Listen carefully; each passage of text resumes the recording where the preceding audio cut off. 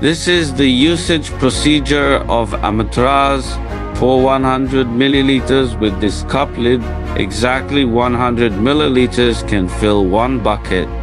This large bottle can be mixed to make 10 buckets.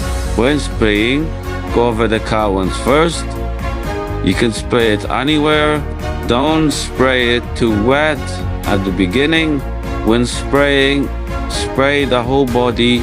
Since the cow's hair is relatively long, spray it several times